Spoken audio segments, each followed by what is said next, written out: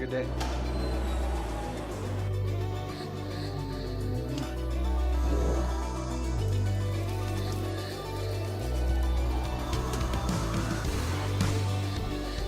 We're about to embark on the journey of a lifetime, and this adventure is going to take us all over the world as we hear stories and talk about ideas that you will never forget.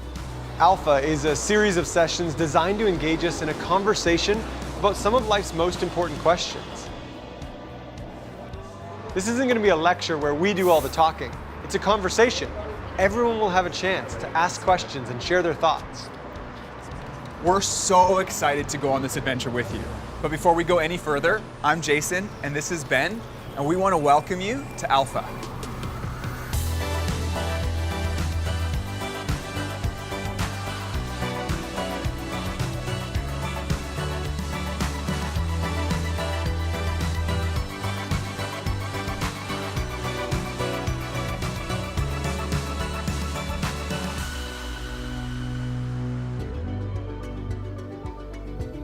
In every Alpha session, we're going to explore a different topic. We want to make you think about what you believe and help spark a conversation with the people around you. So in each episode, there'll be 3 short breaks for discussion. Yeah, we'll throw up a question, hear people from all over the world give an answer to it, and then give you a chance to discuss it together. And our questions are just a starting point. You can take the conversation anywhere you want. Some of them might take a little bit of thought, but others are just icebreaker questions. They're there to get the conversation going. Like, for example, Ben, if you had 24 hours where you could do anything you wanted to, what would you do? Because I've already got some ideas.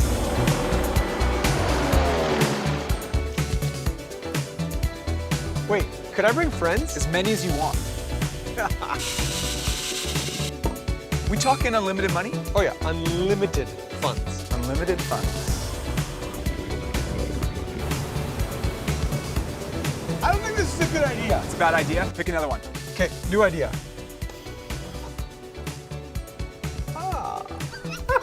I don't know.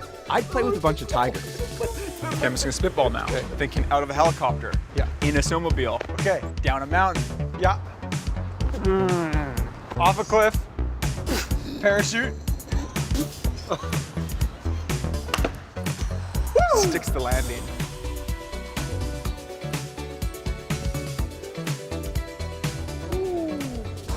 Man. Blow some money on some clothes and then travel. Skydive. Off top, skydive. Grabbing all my family, grabbing all my friends. I'm buying a big island. Just like rent out an island or something. I would be with a couple of buddies of mine in a yacht, be with some nice girls. I would, first of all, buy a PS4 Pro. Go to Disney World. Bounce around to a couple of different art museums. Well, I'm a fashion designer, so I'd probably want to do a show in Copenhagen or something. And then go party with a bunch of really popular fashion people. If we had 24 hours, unlimited money, we would just eat.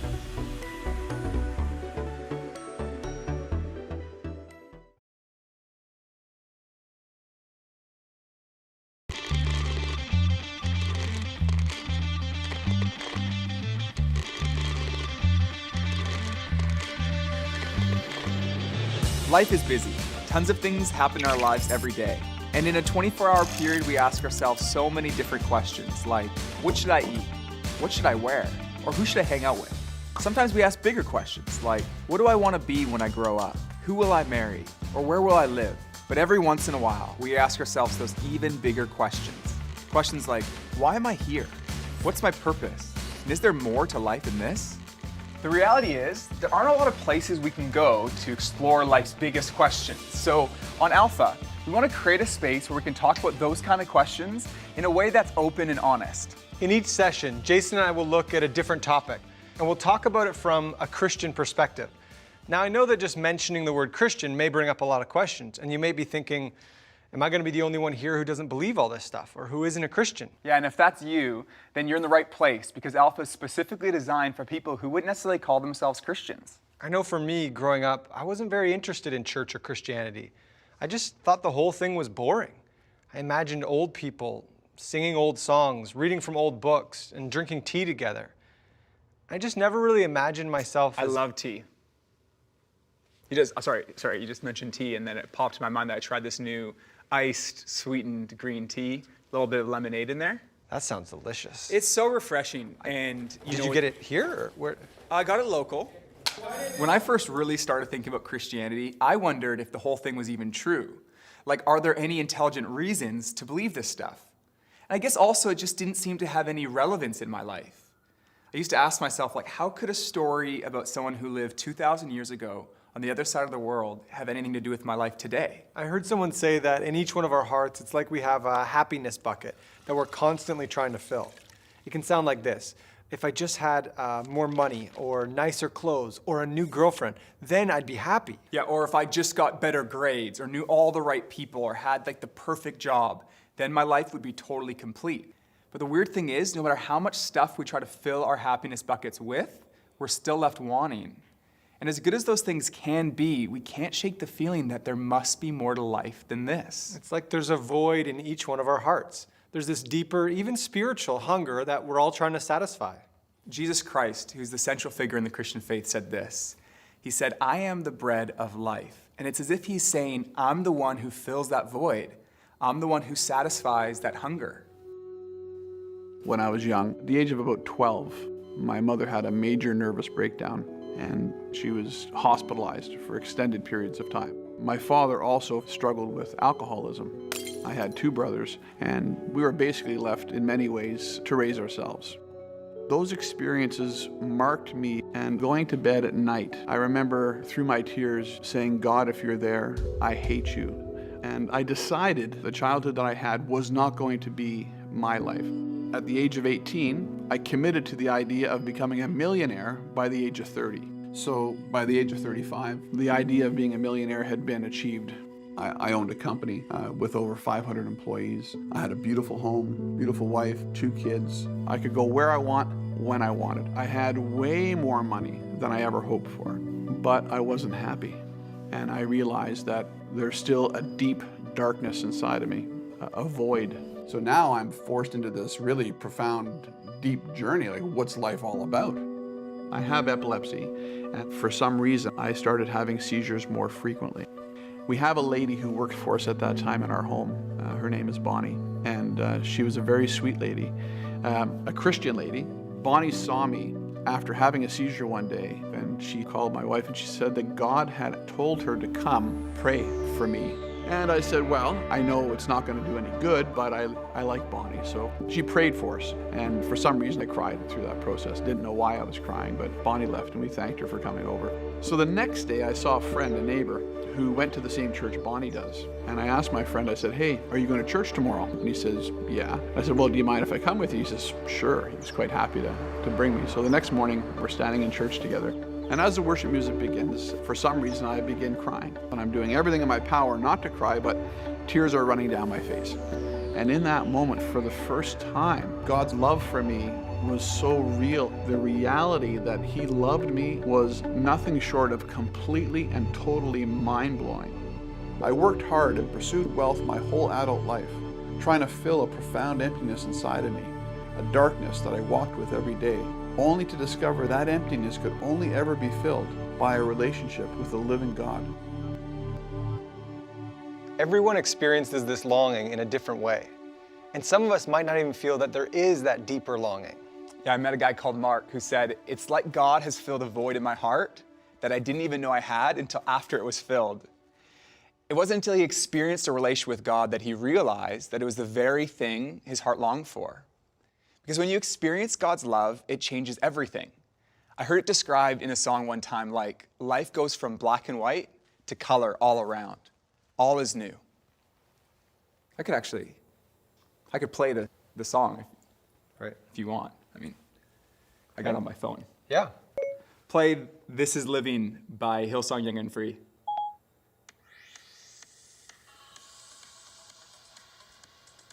Could you guys make it so they can hear it as well? You can? They're gonna. Perfect. Waking up knowing there's a reason.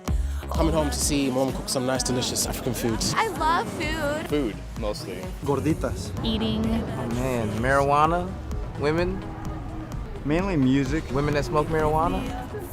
My cat. Her name's Gumbo. Being outdoors. Animals. Honestly, music. Time with family. Money. Music makes me happy. Animals.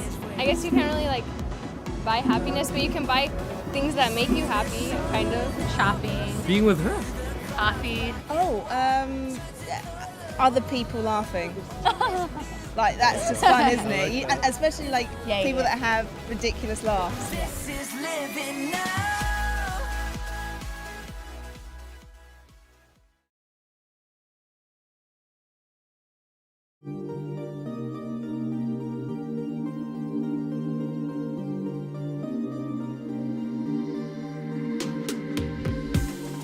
Now, some people's response to Christianity might be, well, that's great for you to believe this stuff, but it's not for me. But if you think about it, it's not actually a logical position, because if Christianity is true, then it's important to every one of us. And if it's not true, then it's not really great for me at all. The author C.S. Lewis put it like this: Christianity, if false, is of no importance, and if true, of infinite importance. The only thing it cannot be is moderately important. C.S. Lewis was someone who had taken the time to examine the evidence, and he concluded that it's true. And he wasn't the only one either. In fact, many of the most influential scientists were Christians, like Newton, Kepler, Galileo, and Copernicus. And also some of the most respected scientists today, like Francis Collins, who was the director of the Human Genome Project, a project that mapped the entire human DNA. Well, in the home where I grew up, faith was not something that was talked about very much. My father was a professor of drama, my mother a playwright. When I went to college and those discussions in the dorm late at night about religion began to occur, I had no particular reason to attach value to a faith system. It had never been something I was familiar with or had internalized at all. I ended up in the medical school curriculum sitting at the bedside of patients with diseases. And one afternoon, one of my patients, a wonderful elderly woman, much like a grandmother, who had very bad heart disease. She had a particularly bad episode of chest pain while I was with her. She got through it, and at the end of that, explained to me how her faith was the thing that helped her in that situation. And after she finished her own very personal description of that faith, she turned to me, and I had been silent, and she looked at me quizzically, and she said, "What do you believe, doctor?" And ultimately, I had to admit to myself that her question had made me realize that I had arrived at an answer to the most important issue that we humans ever deal with. Is there a God? And I had arrived there without ever really looking at the evidence. And I was supposed to be a scientist.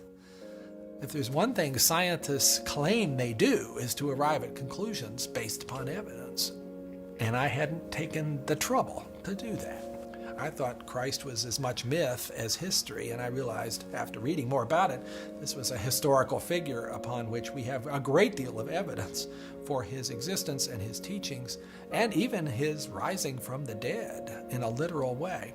I realized for the first time that one can come to belief on a rational basis, a journey that I thought would result in strengthening my atheism, but to my surprise, resulted in my conversion. I've heard some people say that faith and science oppose each other. But actually, faith and science work together really well because they both answer different questions.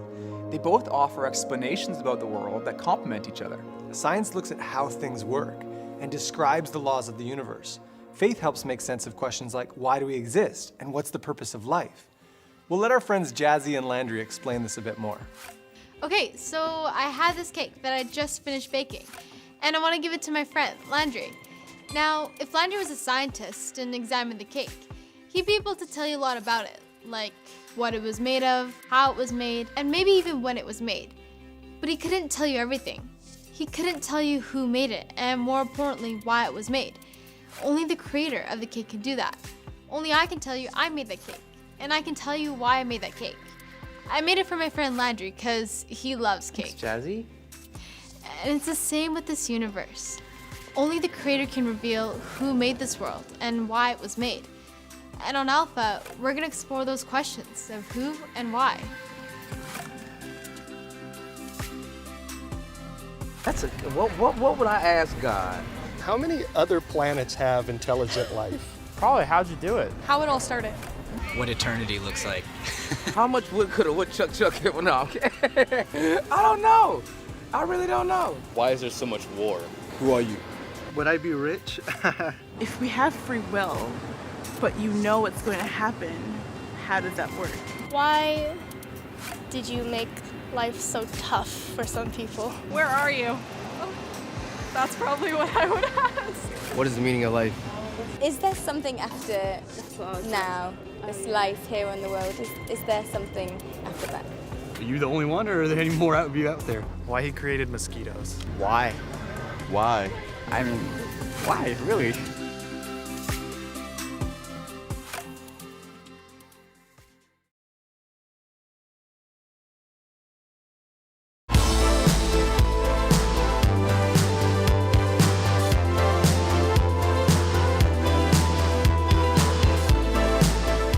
One of the most significant things that Jesus said was, I am the way and the truth and the life. No one comes to the Father except through me. When Jesus said, I am the way, he's saying, I am the way to a loving and lasting relationship with God.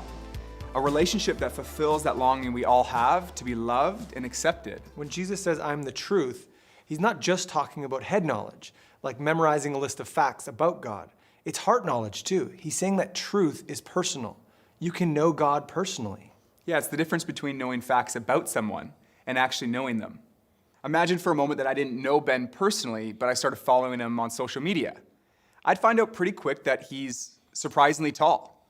He's an unusually good dancer, and he's average at sports. Well, you'd also find out he's handsome, he loves his grandma, he's a proud uncle and godfather. Right.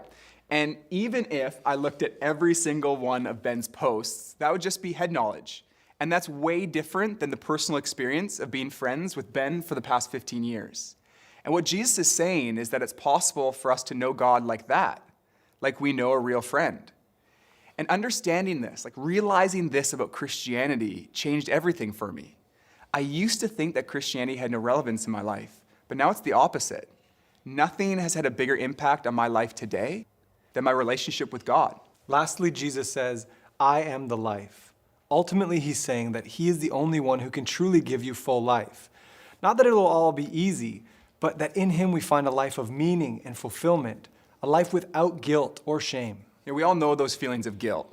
Sometimes it's false guilt. Like this one time when I thought I dented my brother's car, but then I found out later that it was... I thought you did dent his car. No, what I was saying, before you interrupted me, was that I thought I dented it, but then because I bumped the car, but then when I looked, it was, I told my brother, I felt so bad, I told my brother Paul, and he's like, that scratch was there all along. Anyways, that was false guilt. But I also experienced real feelings of guilt, like we all do, because I do things that are wrong. But the wonderful news is that God loves us in spite of that. God came in the person of his son Jesus to die for you and for me. And on the cross, he took all of our guilt, everything we've ever done wrong, said wrong, or thought wrong, and he died in our place in order that we could be forgiven. And when we receive that forgiveness, we experience life, and life in all its fullness. And that's exactly what Jesus wants for you and for me. Life in all its fullness. Life at its very best. I don't know what brought you out to Alpha today, but we want you to know that Alpha is a place where you can be yourself. No question is too complex or too simple. You can say what you really think, and feel free to challenge everything. Today, Alpha is happening in cities all over the world, in over 60 languages and more than 150 countries. Millions of people are getting together with friends and exploring big questions about life, faith, and God. And we want to invite you to join us. If you live to be 70 years old, on average, this is how you're going to spend your life. You're going to spend 20 years and 3 months asleep, 10 years and 5 months watching TV, 7 years and 6 months eating and drinking, 5 years and 9 months in some form of transportation, 18 months waiting in line, and 6 months at red lights. It's alarming to think that some of us will spend more time sitting at red lights than we will talking about important issues of life and faith. You have approximately 570,000 hours left to live. And we want to invite you to spend less than 24 of them with us on Alpha.